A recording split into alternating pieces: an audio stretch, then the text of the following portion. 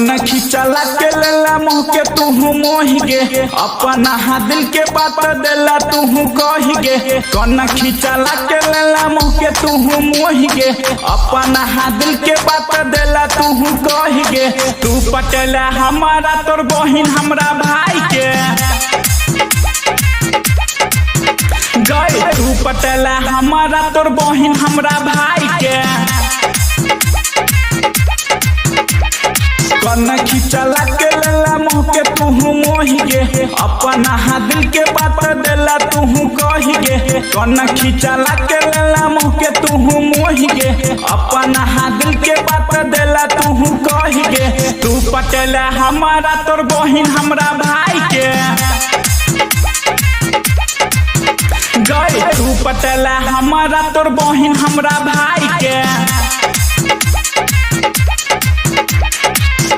तोर बहिन हमरा भाई के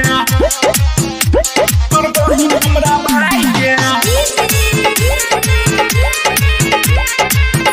तोर बहिन हमरा भाई के चढ़ल जवानी तूहू देखला है गे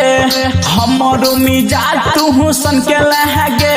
बोलेला तूहू पास भेलो ने बरदास परती छेलो खेत जवन कहले तू जो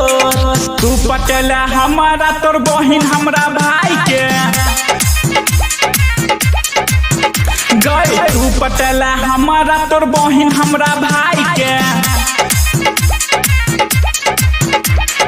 कन खिंचला के लेला मुँह के तूहू मोहि गे अपना दिल के बात देला तूहू कही गे कन खिंचला के लेला मुँह के तूहू मोहि गे अपना दिल के बात देला तूहू कही गे तू पटेला हमारा तोर बहिन हमरा भाई के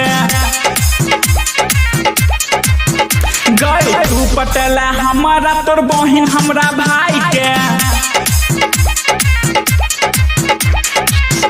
तोर बहिन हमरा भाई के तोर बहिन हमरा भाई के तोर बहिन हमरा भाई के हमरा के तूहू फसल है गे सबके है बात तूहू बतल है गे कहे छला तोरे बनेबो भतार नीतू निराला तोहर मानलो नहीं यार तू पटेला हमारा तोर बहिन हमरा भाई के गई तू पटेला हमारा तोर बहिन हमरा भाई के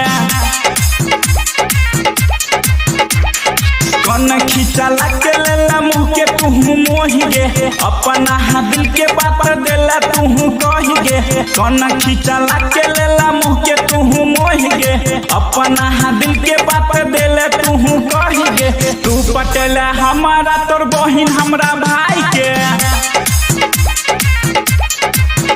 गई तू पटेला हमारा तोर बहिन हमरा भाई के।